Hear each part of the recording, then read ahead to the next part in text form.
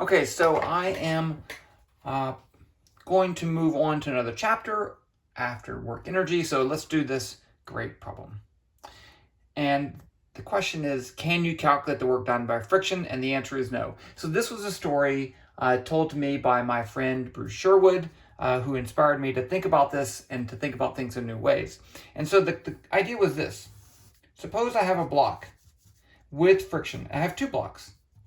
And I push with some force, and then there's a friction force pushing back the other way in both cases.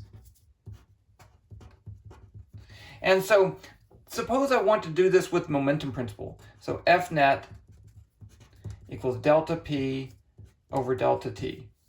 And so if I push the net force on this, there's also the gravitational force, there's the normal force, but the net force is zero. That's the point. The net force is zero. So if I push this along this path for some amount of time, I could say, well, the net force is zero, so the change momentum has to be zero. So it moves at a constant speed. Okay, that's pretty fine. I could calculate the frictional force. I could calculate the force needed to push at a constant speed. Everything's cool. Everything's cool. Okay, so this problem is doable with the momentum principle. But what about the work energy principle? So here's my block, and I push with some force F, and it goes some distance, delta R. Can I calculate the work done by the frictional force? I could calculate, and it moves at a constant speed. I could calculate the frictional force, right? Because I could say F net is equal to zero. F net X is, then the X direction is equal to zero. So that's F minus the friction force. So I can calculate that. But I cannot calculate the work done by the frictional force. I can't do that. Okay, you could calculate something, but it wouldn't mean anything. That's the problem.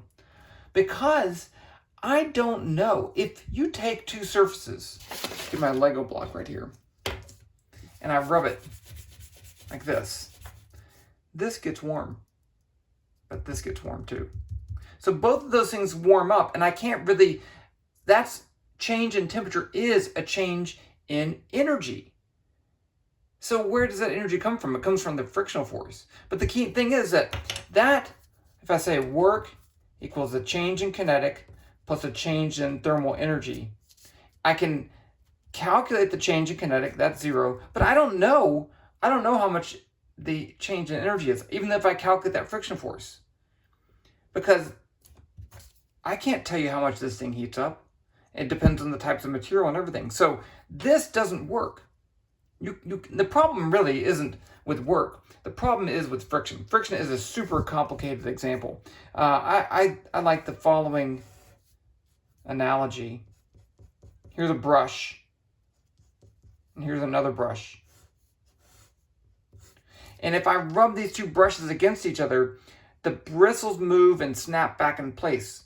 But the key is that the distance the bristles move in contact is not the same as the distance the brushes move. So you can't just easily say, oh, well, I'm going to calculate the work done by friction, because we don't actually know these distances. This is really an atomic level interaction between these materials. The key thing here is friction is complicated.